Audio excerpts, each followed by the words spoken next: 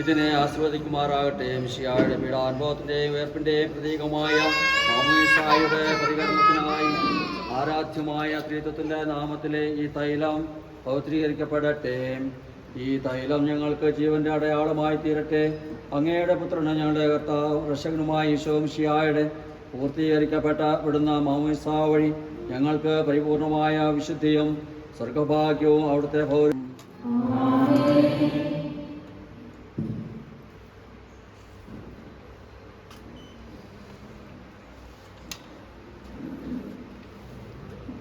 ഞങ്ങളുടെ കർത്താവായ ദൈവമേ, മാമോദിസ അങ്ങയുടെ ദാസരെ മിശിഹായുടെ രാജകീയ പൗരോഹിത്യത്തിൽ പങ്കാരാക്കുവാനും പരിശുദ്ധാത്മാവിൻ്റെ ആലയങ്ങളാകുവാനും അനുഗ്രഹിക്കണമേ.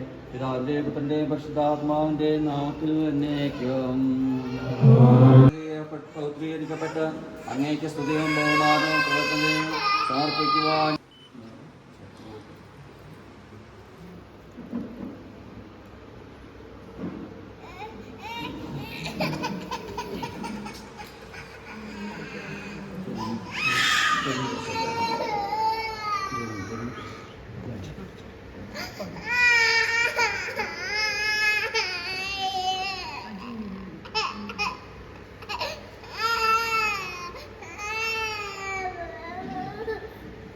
പിതാവിൻ്റെയും പുത്രൻ്റെയും പരിശുദ്ധാത്മാവിൻ്റെയും നാമത്തിൽ കെവിൻ ക്രിസ് ജോസഫ് വിശുദ്ധ തൈലം കൊണ്ട് ലേപനം ചെയ്യപ്പെടുന്നു.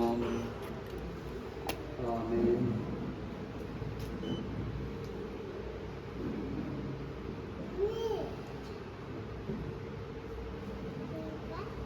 പിതാവിൻ്റെയും പുത്രൻ്റെയും പരിശുദ്ധാത്മാവിൻ്റെയും നാമത്തിൽ ജോബിൻ ക്രിസ് ജോസഫ് വിശുദ്ധ തൈലം കൊണ്ട് ലേപനം ചെയ്യപ്പെടുന്നു.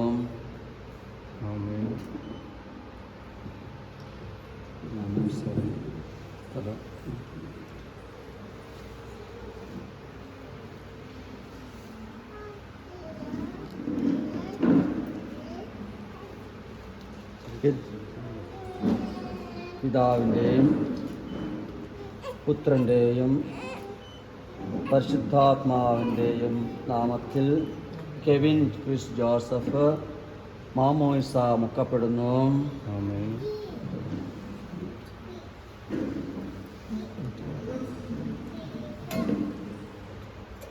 പിതാവിൻ്റെയും പുത്രൻ്റെയും പരിശുദ്ധാത്മാവിൻ്റെയും നാമത്തിൽ ജോബിൻ ക്രിസ് ജോസഫ് വിശുദ്ധ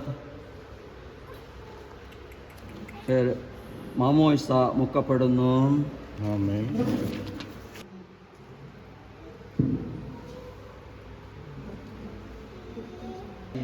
നിഷ്കളങ്കമായി ജീവിക്കുവാൻ എന്നെ സഹായിക്കുകയും ചെയ്യട്ടെ.